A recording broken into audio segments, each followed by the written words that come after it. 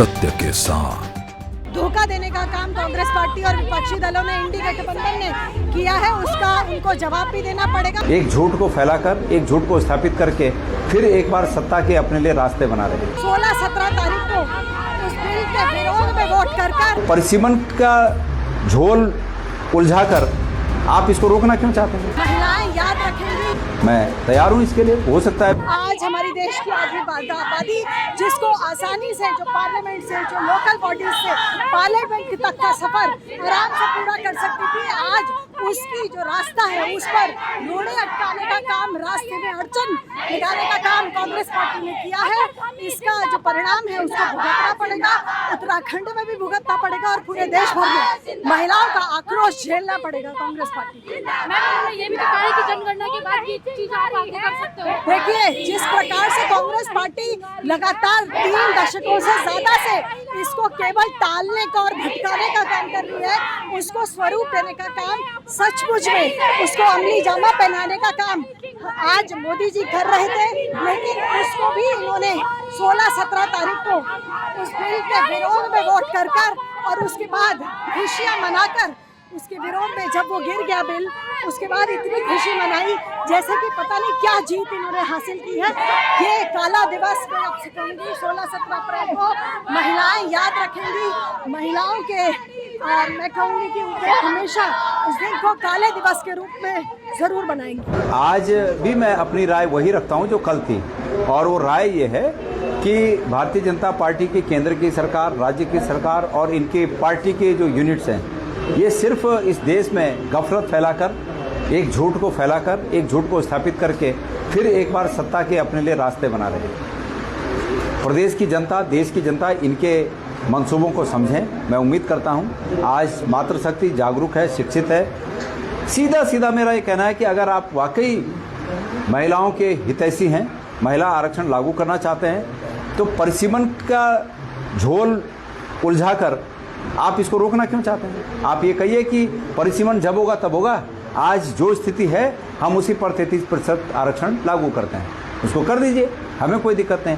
मैंने तो कल यहाँ तक भी कहा कि भाई अतीत में बहुत से लोगों ने, हमारे नेताओं ने इस देश की आज़ादी के लिए और समय समय पर जब भी इस देश को आवश्यकता पड़ी अपने प्राणों की कुर्बानी दी, तो हम अपने हितों की कुर्बानी नहीं दे सकते।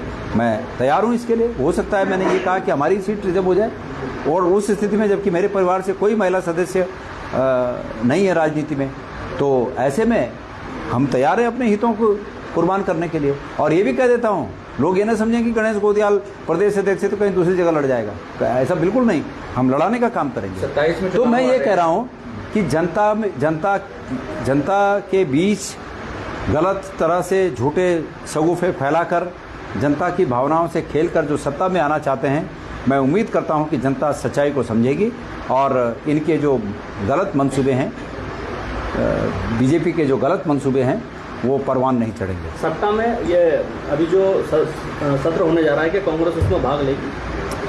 हमारी आज शाम को इस संबंध में बैठक है। आदरणीय हमारी प्रभारी शैलजा जी ने एक बैठक आमंत्रित की है।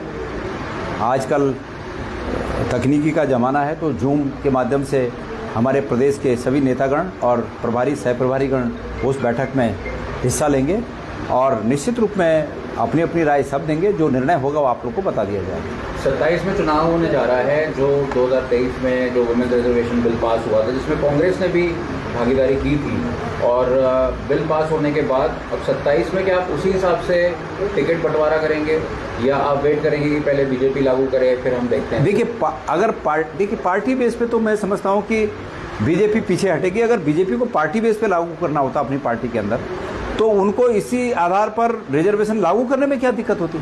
पर उनको करना नहीं है, दिखाना है कि हम करना चाहते हैं, करना नहीं है।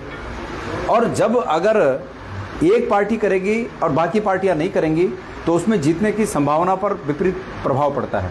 इसलिए कोई एक पार्टी करे, मुझे लगता नहीं है कि ऐसा हो पाएगा, क्योंकि उससे चुनाव क्यों लड़ा जाता है? जीतने के लिए। कोई भी जीतने के लिए लड़ता है, और जीतने की संभावना पे अगर फर्क पड़ना है तो ऐसा काम क्यों करेगा कोई?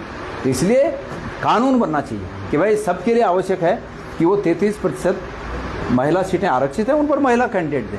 ये इसी तभी जाके ये काम हो सकता है। बाकी पार्टी वाइज तो अगर बीजेपी ये घोषणा कर दे कि हम पार्टी में इसको लागू करेंगे, तो निश्चित रूप में कांग्रेस उसको लागू करेगी फिर।